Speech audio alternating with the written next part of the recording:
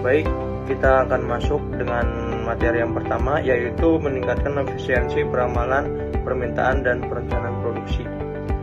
Peramalan yaitu proses memprediksi atau memperkiraan nilai atau kejadian di masa yang akan datang berdasarkan data, dan peramalan juga digunakan untuk membantu dan membuat keputusan yang efektif dengan memprediksi kejadian yang akan datang. Tujuannya yaitu meningkatkan efisiensi dan mengurangi pemborosan, mengoptimalkan perencanaan produksi, dan memprediksi biaya produksi dan lain-lain. Nah, jadi untuk kesimpulannya yaitu meningkatkan efisiensi peramalan permintaan dan perencanaan produksi adalah proses berkelanjutan yang memerlukan integrasi data atau penerapan metode yang tepat, atau kolaborasi lintas fungsi, pemanfaatan teknologi, dan budaya perkembangan berkelanjutan. Oke, kita masuk ke slide yang ketiga, yaitu mengapa peramalan permintaan penting. Yang pertama ialah minimalkan kelebihan dan kekurangan stok, yaitu untuk mencegah pemborosan dan kehilangan penjualan. Yang kedua, optimalkan kapasitas produksi, dan itu akan menjadi efisiensi kerja pabrik meningkat. Yang ketiga, ada kurangi biaya penyimpanan dan memotong pengeluaran untuk penyimpanan berlebih. Yang keempat, ada tingkatkan kepuasan pelanggan, dan itu akan berpengaruh untuk produk selalu tersedia, selalu permintaan pasar. Nah, jadi untuk yang peramalan permintaan itu sangat penting sekali di masa-masa yang akan datang. Baik, selanjutnya yaitu metode peramalan permintaan yang efektif. Ada beberapa metode peramalan di sini. Yang pertama yaitu data historis.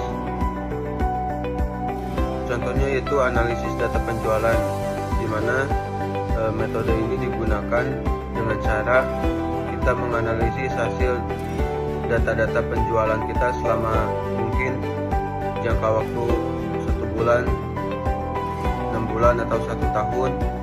Biasanya tiap-tiap perusahaan memiliki kuartalnya masing-masing untuk menganalisis data penjualannya. Yang kedua yaitu metode kuantitatif. Contohnya yaitu menggunakan deret waktu atau time series, di mana time series ini yaitu data yang dikumpulkan pada interval waktu tertentu seperti harian, mingguan, bulanan, atau tahunan. Dalam konsep ini yang diterapkan yang paling penting yaitu metode yang paling penting yaitu tren, pola perubahan jangka panjang dalam time series itu sendiri. Yang kedua yaitu siklus atau pola perubahan dalam time series ini pada musim-musim tertentu. Selanjutnya yang ketiga yaitu metode kualitatif, di mana metode kualitatif ini dilakukan dengan cara survei langsung ke lapangan, survei langsung ke pasar, bagaimana produk kita berada di lapangan, atau kita riset secara pasar, bagaimana agen-agen atau distributor produk dari perusahaan kita itu berjalan dengan baik atau tidak.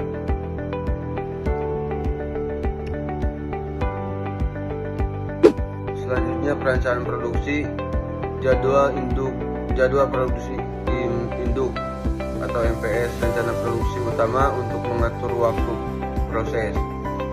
Kedua, perencanaan kebutuhan material MRP, mengatur material sesuai kebutuhan produksi secara tepat waktu.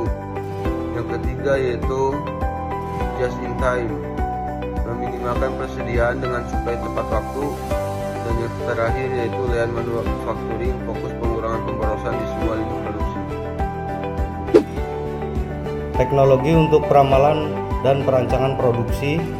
Yang pertama, sistem ERP, integrasikan data produksi, penjualan, dan inventaris dalam satu plafon. Yang kedua ada perangkat lunak, Gunakan algoritma canggih untuk merefleksikan permintaan pasar secara akurat. Yang ketiga ada Internet of Things atau LOT, data real time dari lini produksi untuk respon cepat.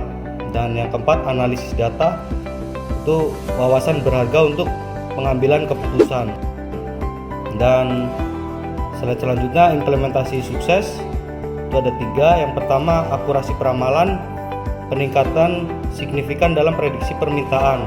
Dan yang kedua pengurangan biaya produksi, penghematan dari proses yang lebih efisien. Dan ketiga itu ada tingkat layanan pelanggan, itu lebih banyak produk tersedia tepat waktu. Baik, di sini mungkin saya akan menjelaskan pada slide 8. Solusi dalam implementasi. Di sini terdapat 4 poin. Yang pertama ada akurasi data. Pastikan data berkualitas tinggi dan up to date. Dan yang kedua resistensi perubahan. Libatkan karyawan dan berikan edukasi sepanjang proses. Yang ketiga kompleksitas sistem. Ialah pilih teknologi yang sesuai kebutuhan dan mudah digunakan. Dan yang keempat ialah pelatihan dan dukungan. Investasikan dalam pengembangan SDM secara berkelanjutan. Nah, selanjutnya pada slide ke-9 ialah kesimpulan efisiensi untuk keunggulan kompetitif. Peramalan dan perencanaan produksi yang efektif dan efisiensi. Yang kedua, teknologi dan strategi tepat meningkatkan daya saing. Yang terakhir adalah investasi berkelanjutan menjaga keunggulan kompetitif. Mungkin itu adalah kesimpulannya.